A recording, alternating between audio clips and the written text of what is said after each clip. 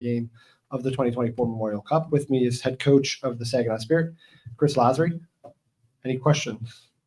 Chris, I'm going to start. I asked you the question yesterday about your goaltenders. Seems like you made the decision. How happy are you tonight with the result, and also how your team responded to that first game at home in front of pretty excited fans tonight?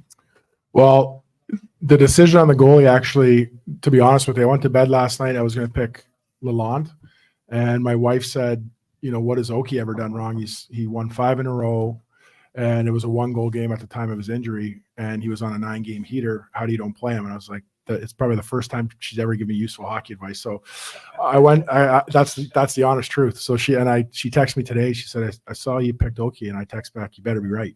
So that's how I ended up on that decision, and I'm glad I did. I thought he was phenomenal tonight. You just talk a little bit about the start and getting up 4-0. It seemed like you guys were really kind of hem them in there.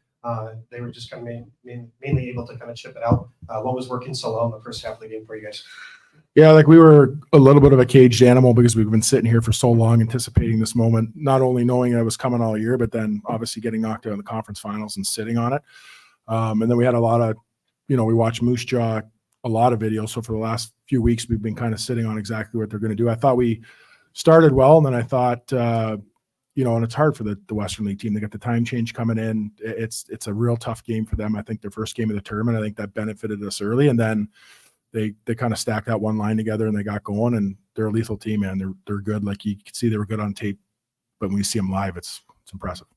Yeah, and then they get those 3 goals, but then you guys kind of come back to start there in the third period. How was your kind of team able to kind of handle that adversity and then kind of push forward there in the third?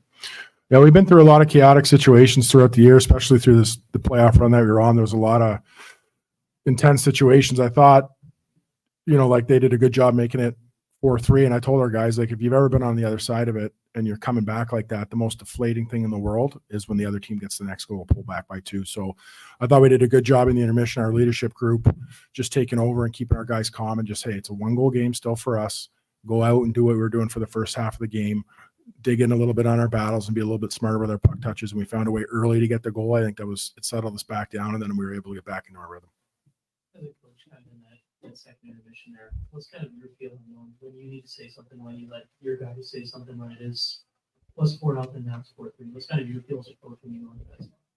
Yeah, I think we have a unique relationship with our staff and our players. Like we are pretty tight. It is a real tight family, so we can dig in a bit, but there was no panic in our group. We just looked at one clip where we wanted to do a better job on our second quick, and we wanted to do a better job being connected to the puck, and we wanted to do a better job when they do pinch down, making sure that we're low and slow and stopping below pucks. We showed that clip just to say, like, it's so easy to tighten up some of the stuff.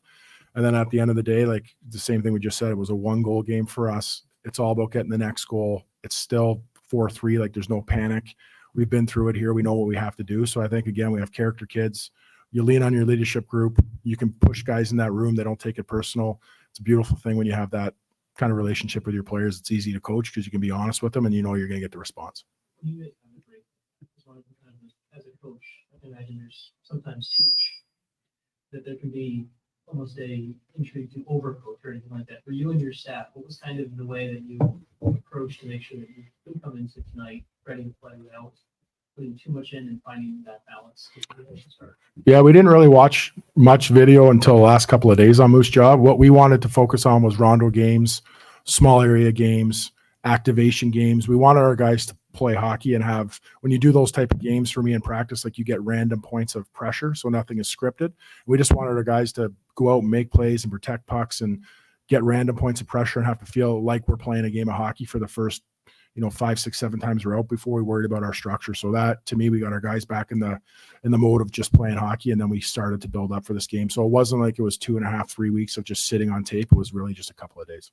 Just talk about that, just letting guys play and be themselves. As a coach, when you kind of brought that in and made that part of this season, is it something you felt that kind of took right away? Is it something like this? It sounds easy to say, hey, just play hockey, but a lot of players are sometimes looking for instruction all the time and everything.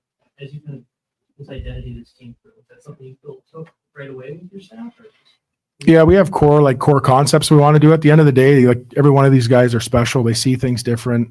We try to give them what we call like little manipulation tools and things to kind of dictate outcomes under pressure. I think you have to let players express themselves. Now there is some times where we attack sticks or you make some plays that are ridiculous, and those are the ones you jump on them. But ones where they're trying to make a hockey play or they make a read and it's the wrong one, that's part of their development at this level. And we made some good ones tonight, some bad ones, and you just got to survive it and make sure you keep growing now in this tournament on those type of plays. In the 5-on-6 situation, they get the first one there, but then you guys kind of really buckled down in the final minute 37. What was kind of the message there with the timeout, and how do you feel your team handled that situation? Well, I thought on the first one, our situational awareness, like one of the players on the ice admitted they had no idea the goalie was out, and it's like, well, it's 4.5 to go with a 2-goal lead.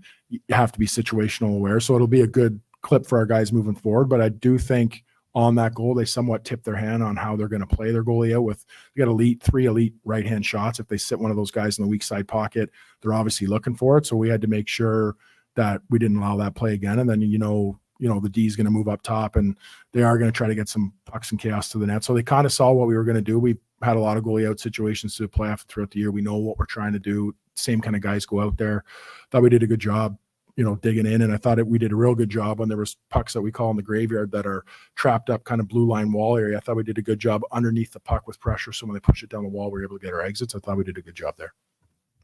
Chris, we know you're coming in as the host team. We know you have a good team, and now you've beaten one champion in the CHL this season. So do you think this win against Moose Jaw sends a message to the other two champions?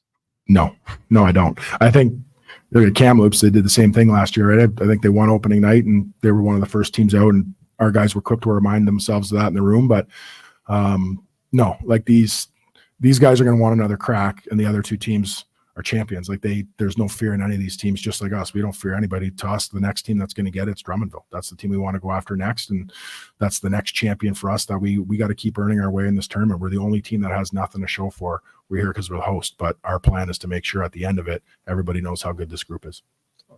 Thanks, Chris. Thanks, guys.